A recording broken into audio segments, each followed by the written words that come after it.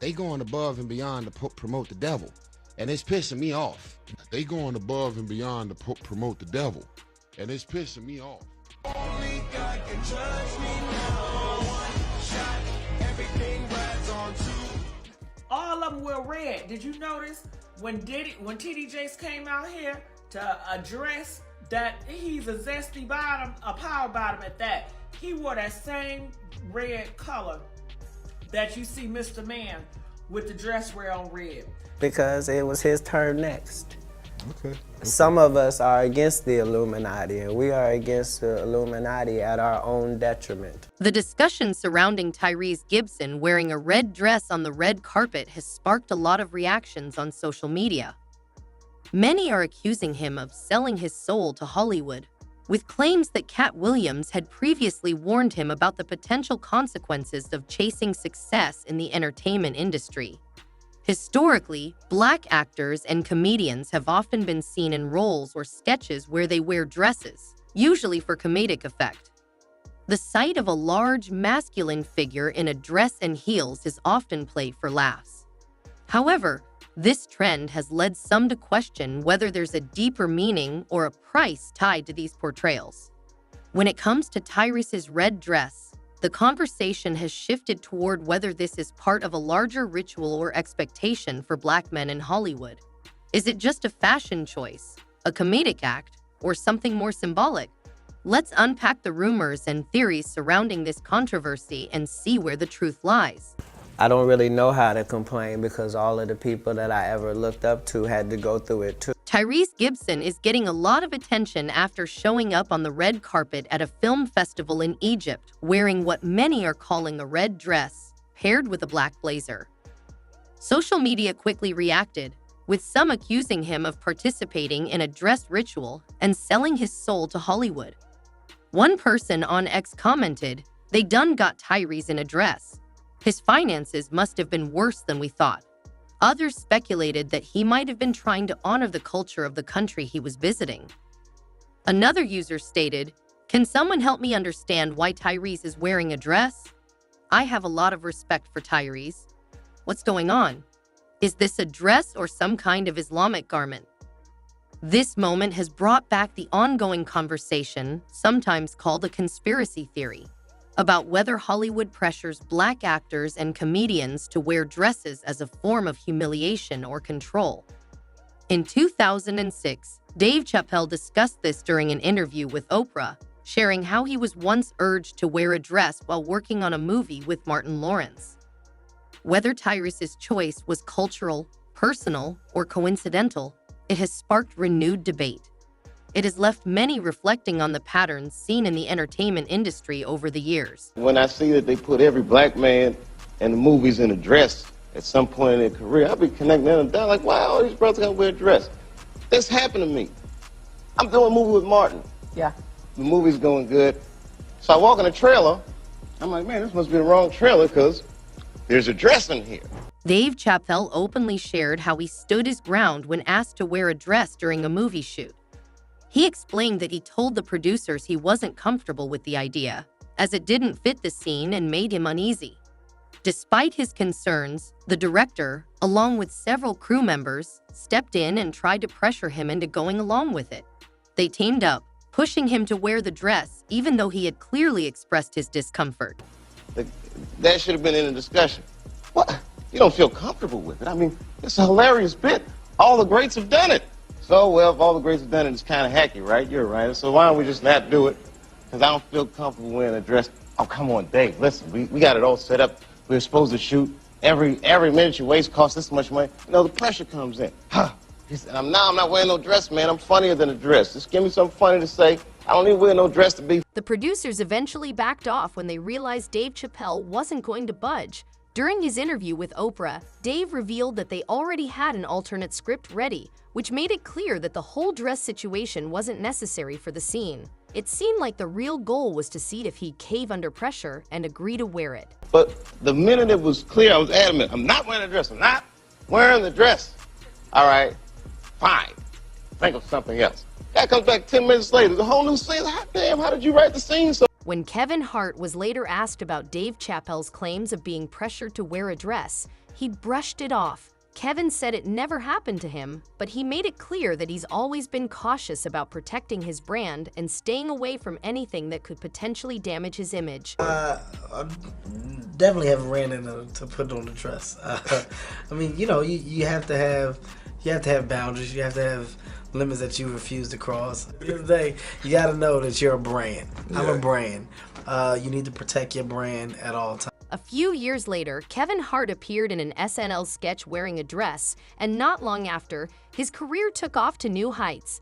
That same year, Katt Williams was out promoting Scary Movie 5 when he was asked about the ongoing conversation around black comedians wearing dresses.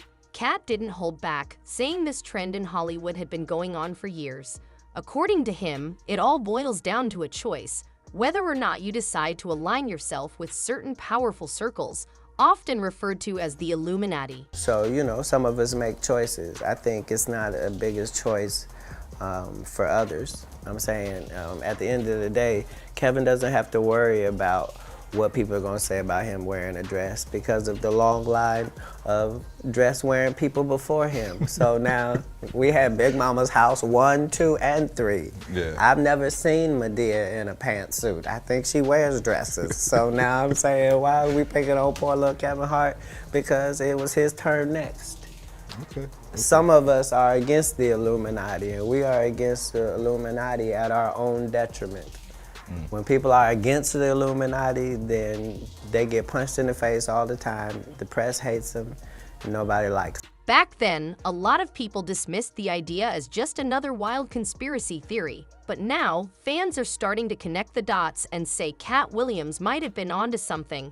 The pattern is hard to ignore. Many black actors and comedians have reached the height of their careers after stepping into a dress on screen.